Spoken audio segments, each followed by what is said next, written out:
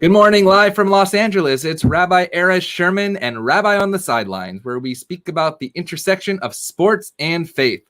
Welcome to Season 2. We are back just before the high holy days of Rosh Hashanah and Yom Kippur, and we are honored, truly honored, for our guest today, Ariana Berlin, UCLA champion gymnastics, amazing hip-hop dancer, feature of the Netflix movie Full Out, and you probably don't know this, but a high holy day producer added to her resume. Ariana, live from San Diego. How are you? Good to see you. Hi, Rabbi Sherman. Thanks so much for having me on the podcast. I've been waiting for this moment. It's crazy that we basically met a year ago in the halls here at Sinai Temple for the first virtual ever high holy days, not just of Sinai Temple, but really of the Jewish world. And now I was just reviewing some of those videos and seeing the magic that we made. So actually, let's start there and then we'll work our way backwards. Okay, let's do it. You're a producer, you're in the entertainment business, and you get a call saying, you know what? You're going to produce a high holy days at a major synagogue in North America. What was that when you got that call, and how did you even begin to think about bringing the Jewish message out to the world? I was so excited. I mean, Sinai is down the street from where my husband grew up. So it was all kind of meant to be. And to be able to use kind of my expertise to apply to something that is part of my being was so great. And on top of that, to be a part of this Jewish community in LA that I never really had. You know, I went to UCLA. I've been in LA for a very long time. And I never really had a Jewish community there. My husband's Jewish, his family's Jewish, obviously, but it was just, I felt immediately accepted into the family and community. And I loved singing and producing all the high holiday elements. And I just brought back so many memories of my childhood and being a part of that community in San Diego. So it was just an incredible experience. So we won't ask you to sing L'Ador Vador right now, but I do want to show, for those of you who missed the High Holy Days last year, part of Ariana and her team at Gracie Visions Productions, what they did last year. So let's just take a look at a quick little highlight of the High Holy Days 2020. Here we go. Yeah. On this second day of Rosh Hashanah in Los Angeles at Sinai, where we have seen so much this year, we are all grateful that we are still holding hands, even if virtually, that we are still together, that we are still singing, that we have been granted another year to improve ourselves and heal the world. So that was just little part of long nights of studying our services as well. And I just know by the reaction, not just of people here at Sinai Temple, but actually around the world, the special nature of what you guys were able to do for us and for the Jewish world as well. So it was incredible. I've kept friends with Ruth Pilot and you, and it was just such I talked to her just last week. It was just such an incredible experience. So I appreciate the opportunity. That's actually amazing, because what we do here is not just produce, but we in fact create, and that's create relationships and sacred relationships. That's amazing. Now, you're not just a producer, but like you said, actually you went to San Diego Jewish Academy, and your history as a Jew is important to you as your identity, specifically your grandparents, who I believe are Holocaust survivors. So what piece of that identity really has kept you through your journey as well? I froze a tiny bit. Are you talking about you said my grandparents were in the Holocaust and how has that affected me in my journey? Exactly. Okay. Absolutely. Yes, both of my grandparents on my dad's side were from Poland, and they were in the Holocaust. And I just remember them sharing their stories, and, when we were really young, and it just totally resonated with us. And, gymnastics is tough. It's a tough sport. Any sport, anything you apply your heart and soul and time and energy to is not easy. But, being able to see how my grandparents persevered and fought for their lives and got through that, it's like, well, I'm just doing sports. I this too. And I always had that in the back. You just froze for 1 second. We're going to get you back. Again, this is Ariana Berlin, UCLA champion. Oh, there we go. You're back. So just say that again. Oh, sorry about that. Yeah. So just, I don't know if I consciously knew that, that being within me and part of my family and that perseverance got me through my gymnastics, but I definitely, now having these conversations with you, realize that that was probably part of my drive and my determination. It was so awesome. Also, last year we had a Zoom call with some of our members, and if you remember, we sort of found a long lost relative here, also Sharon Gitman, who showed us your bat mitzvah that your grandfather sent her. So this family is it's a small world, but it's only a small world if you put yourself into it. And even smaller world, the family friend that took that bat mitzvah photo of me when she held up the invitation, said, "Look, I even have your invitation." She's now watching my child, my daughter. So it's all in the family. So wow. Yeah, it's a really small world. So let's go to your childhood, because you really were known before a producer really as a gymnast. And first of all, how did you take to that sport as opposed to soccer, basketball, etc.? What was the beginning origins of your love of gymnastics?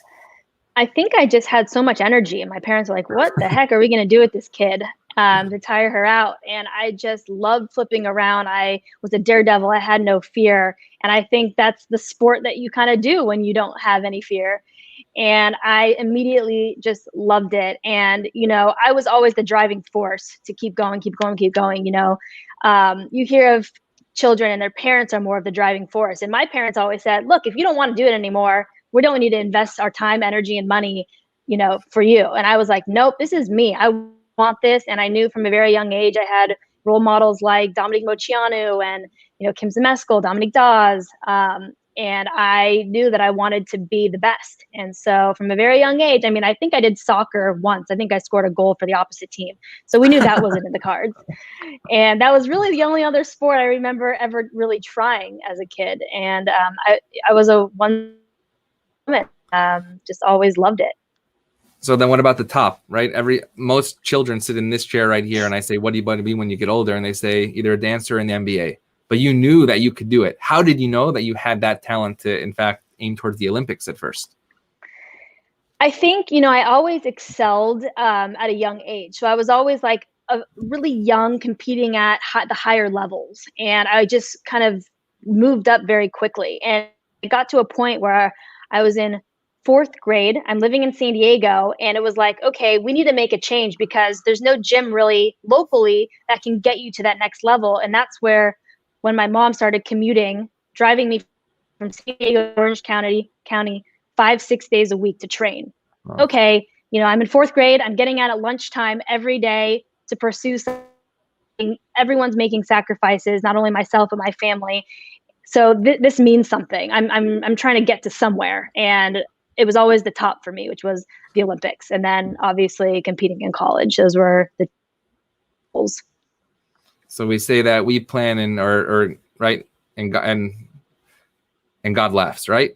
And you plan for the Olympics, but of course, almost tragedy happened. That you were in a terrible car accident and you ended up hospitalized for a month, and with your mother as well. And basically, the doctor says gymnastics is out of the cards. What is that moment like? And then how do you redirect to continue to aim for the maybe different goals? Totally. I always say life has a bunch of twists and turns, ups and downs, but it's how you choose to deal with those challenges that really defines you.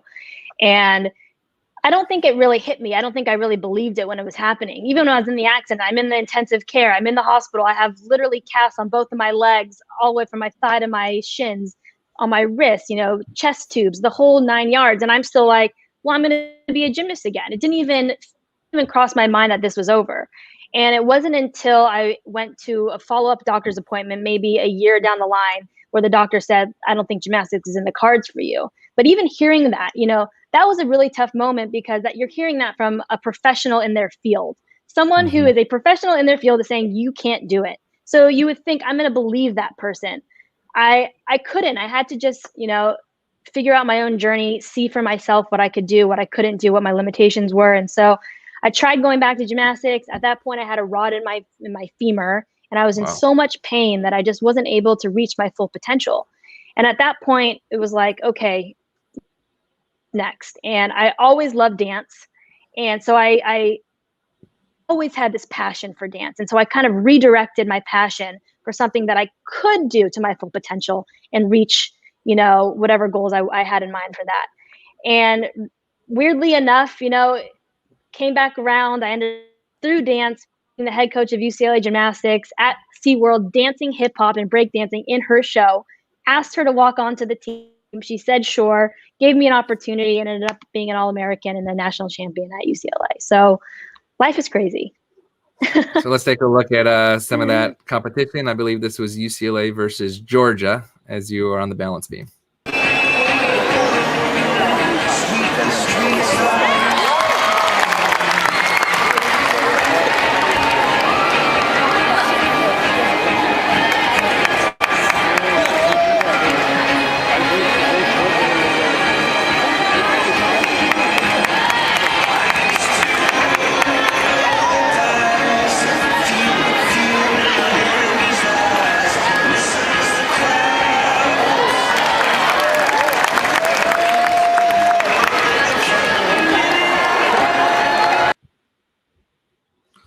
So that's just one instance of your amazing talent. The rabbis actually practiced that in the hallways here during the sermon.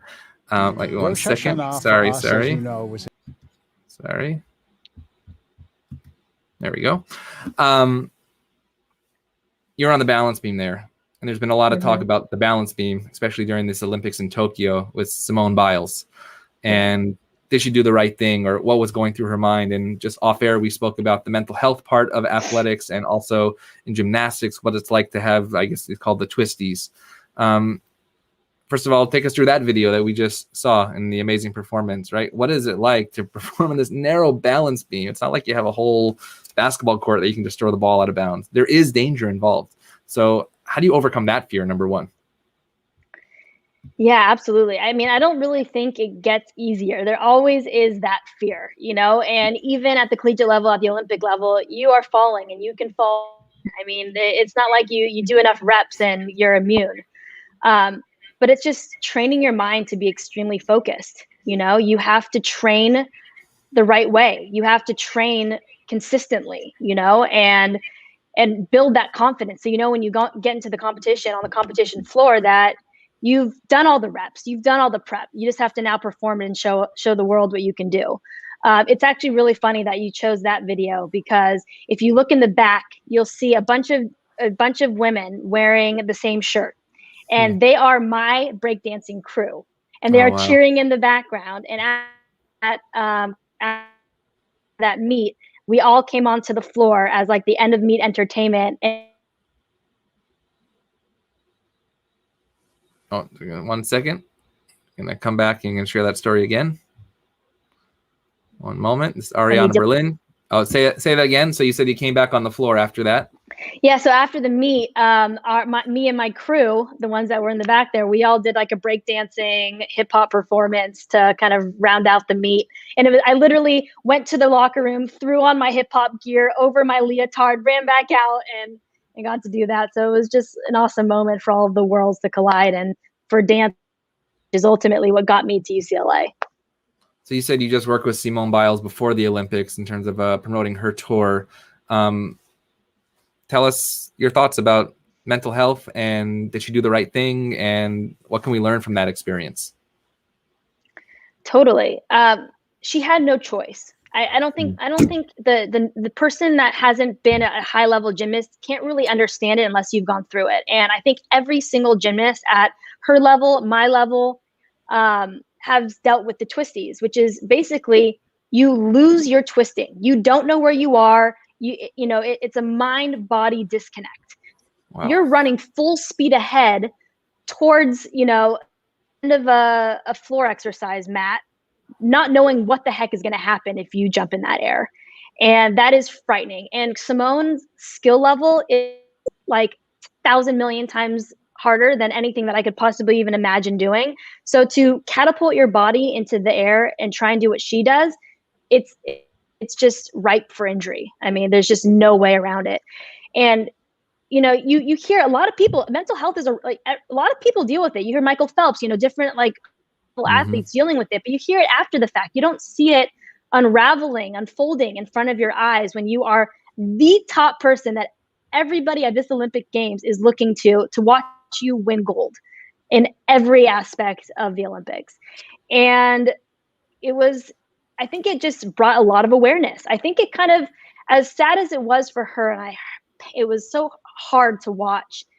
I think it taught the world a tremendous lesson. This is not easy. And not only is it not easy, she had to deal with Larry Nassar. She had a death in the family. She is, dealing with the world and all eyes on her. It's a lot for a 24-year-old kid.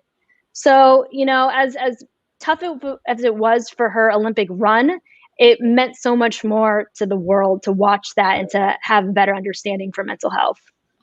Yeah, I mean, we turn it on and we're ready for entertainment, right? But you guys don't turn it on. You are it. And, when you walk out on that floor, we're not knowing what's happening behind the scenes. I mean, it's true with anybody, right? For their job. If, you get up on the pulpit or you're a doctor and you're going to the office, but like you said, all eyes on, right? It's not like you close the door and they do their job as well. And I think thankfully, and actually here at Sinai Temple under the leadership of Rabbi Guzik, we in fact just opened our Sinai Temple Mental Health Center during that week that happened. And it really brought to our attention that every single individual, whether it's you or somebody that is affected by mental health, and God willing, as a sacred community, we can actually support those endeavors as well. That's fantastic. So you're a gymnast, you're a producer, you're a breakdancer, and thankfully, and just amazingly, you have a movie about your story. So here's a quick little intro from the producer and how he met you, and then we'll talk about what that experience was like as well.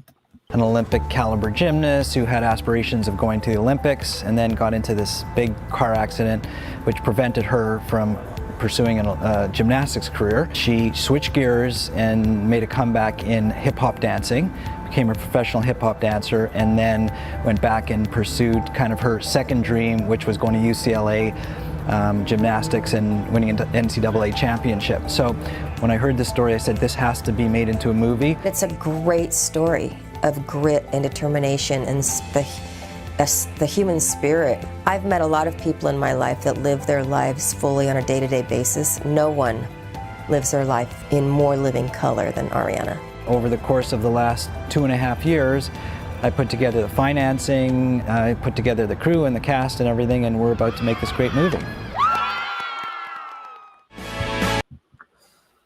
So what happens when you get that call? You said, you know what, your life story is pretty amazing, but Netflix is going to be all over that. What was that like?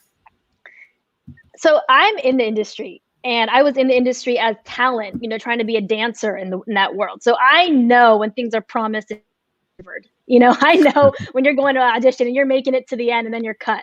So, when he called me, I was like, yeah, right. You want to make a movie about my life? Sure. We'll see if that actually happens. Mm-hmm. And so I didn't have my hopes up right away. And I think that was probably a smart thing. But, every 6 months, year or so, he would call me and he would say, okay, we're moving forward. We're working on the script. And then it was like 3 years later, he calls me and he's like, okay, we're shooting in October. We're having auditions. It's happening. Do you want to be a part of it? We can fly you out. You can be in Toronto where we have as much or as little input as you want in it. And obviously I was all over it. I was able to be a part of the script writing and help make things more accurate and more real. And, I worked really closely with Golia, who is the lead actress who played me, and we're still really close friends to this day. And, it was like, I would probably say it like that, not like this. Or I would, it was just really a cool experience, surreal, because they're saying Ariana on set, and it's not me. It's the woman that's playing me. I film like, what? But it was. That's an interesting high holiday message, a really high holiday sermon of like, if somebody could play your life, what would that be like? Right? Meaning, if you can watch your own life, what would that be like? But also what was interesting that I saw for that movie was that you in fact did the stunts because the actors wasn't the gymnast that you were. So how did that work? That you actually played yourself along with the person that was playing you? Totally. I mean, what a cool opportunity to be able to be the stunt woman. I mean, for the actress who's playing me, it was great. But, I was also, I want to say 26 years old. I know Simone's 24. She makes it look easy. It is like 24, 26 is literally grandma status. Like when you're done with college at age 21, 22, like you're you're old in my opinion. And it took a lot of training to get back into the gym. I mean, I trained 3 days a week. And it was not easy, but it was so rewarding to be able to do that and to work with Anagolia and to say that I was actually the gymnast of that movie. So it was really cool. It was a really cool opportunity. So we watched it as a family many times, and I got a email from a member of Sinai Temple this morning that said I believe they're watching, and they said that their children have watched that over 30 times. So what is the message of Full Out? What is the message of Full Out to us, to our children, and about how to overcome that adversity? Totally. I mean, it's back to what you said. We have a plan and God laughs. Is that what you said?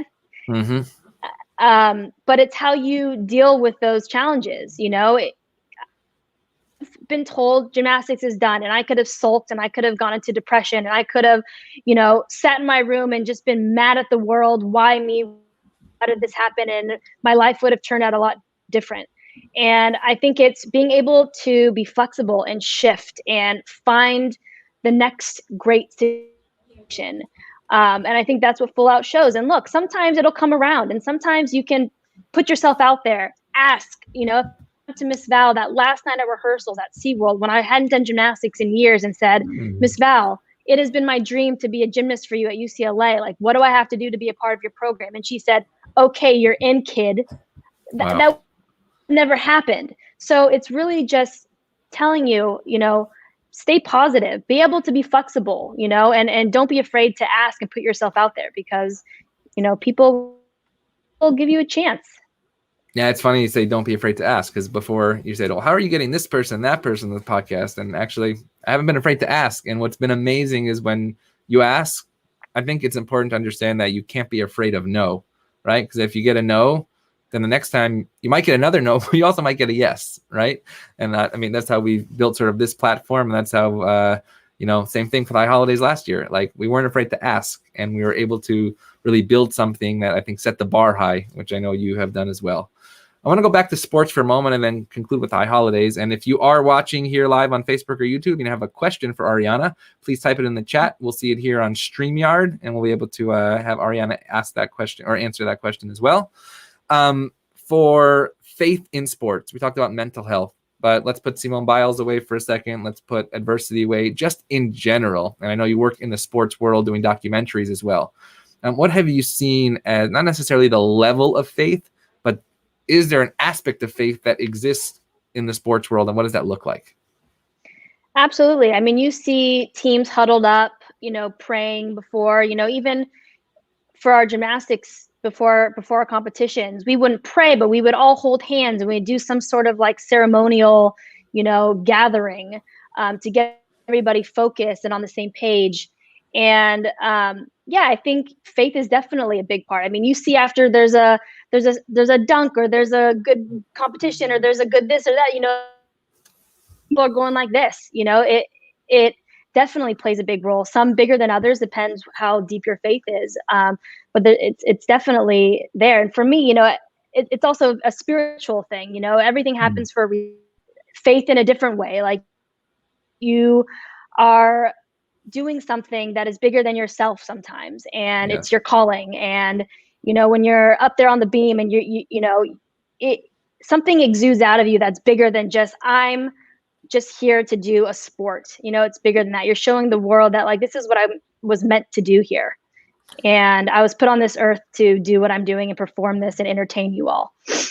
Yeah. And it's interesting because when we looked at the high holidays last year, if you remember those original outlines, we looked at it as a sporting event, right? How would somebody watch this, if you wish, event, but understand that it's bigger than what we were in fact doing?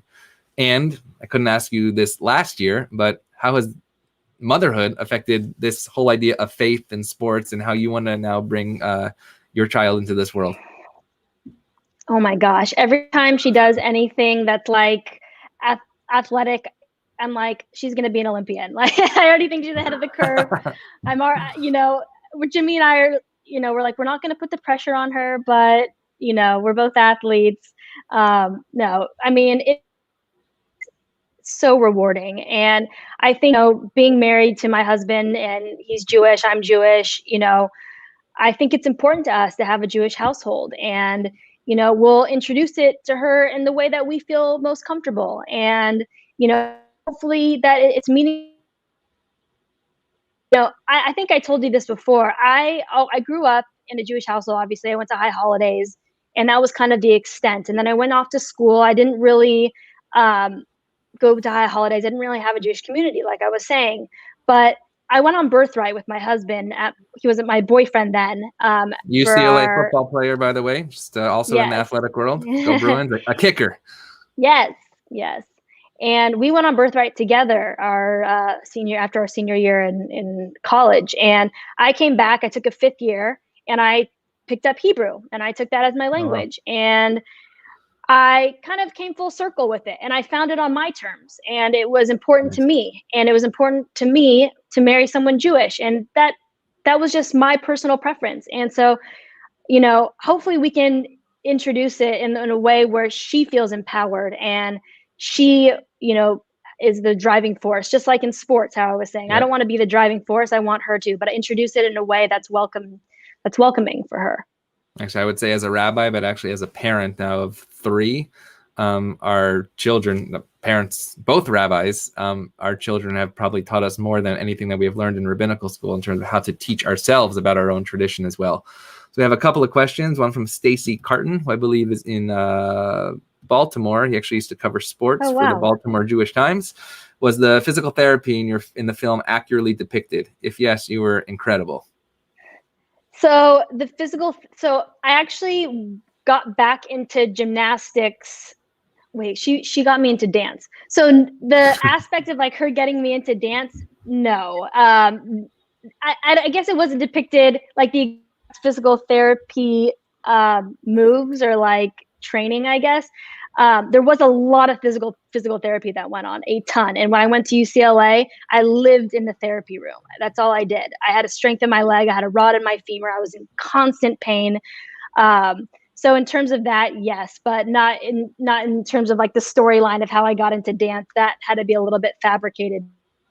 The SeaWorld concept, it was just too much for a Disney-esque film, but it was a lot of therapy.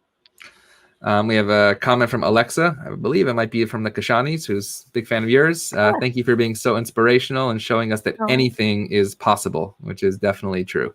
We're going to show one clip here of the High Holidays. We're going to come full circle because this was at the end of 6 services, right? We did the evening of Rosh Hashanah, the first 2 days, Kol Nidre, Yom Kippur. For those of you who did not know, and obviously were not present, there was literally a TV truck outside of Sinai Temple, but what went into those 6 2-hour services were months and months and hours of preparation, lots of Big Chill frozen yogurt as well. Shout out to them, that got us through. But at the end of the day, we were able to, I believe, bring the feeling of Sinai Temple into the homes of so many around the world. And this was a recap that you guys did at the end of those services, and we'll just chat about that for a moment. And I think that it went better than I could possibly have imagined. Rosh Hashanah was revolutionary. Rosh Hashanah was an unbelievable experience. I was a little skeptical going into recording High Holiday services, but now there's really been a wonderful silver lining of being able to collaborate with many colleagues and friends and cantors from all across the country and all across the world. To see our faces, your faces on the screen, singing together, praying together, with your prayer book in hand, lighting candles, together with your families, it meant that you were together with our family. That's been really special. Some of you said my expectations were that we wouldn't be able to connect, and to hear from you and say that even though you had a screen in between you and the spiritual experience, the screen lifted and you were able to engage almost just as much as you would as if you were in person. That was exciting and fulfilling as a rabbi to hear. Wow, we were so much younger back then.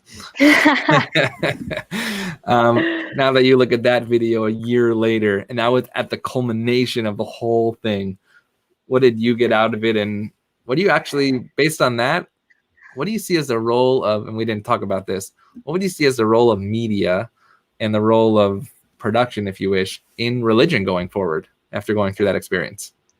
You know, it's interesting because when we were brought onto this, I think as the cancer I mentioned, he was a little skeptical, and this is what we do, you know? So we're like, we do the biggest sporting events in the world. We got this. This we have covered.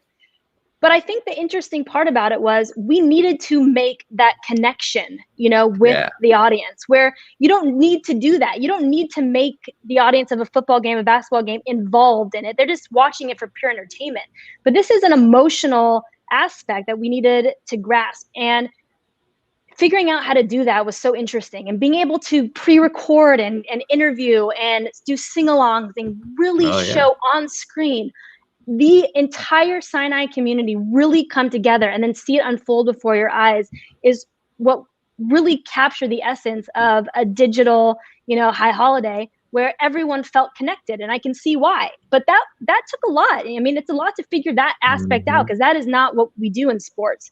So to see that and to hear from you, the outpouring of people just saying how they felt connected, how they thought they would only watch it for a couple minutes and then ended up watching the whole thing. And me personally getting emails and phone calls from people that I had worked with just saying how great it was. I mean, it was revolutionary. It was so cool to be a part of that. And knowing that we can connect with people in that way digitally, I think it would be an incredible thing to do to accompany with the high holidays once we are fully back, because then you can, you know, really reach to people all around the world. And I know, I mean, it's not a cheap thing, but if you can really figure out in some way to make people around the world feel connected to Sinai or connected to, you know, the Jewish religion in some capacity, I mean, it would be incredible. So we learned a lot.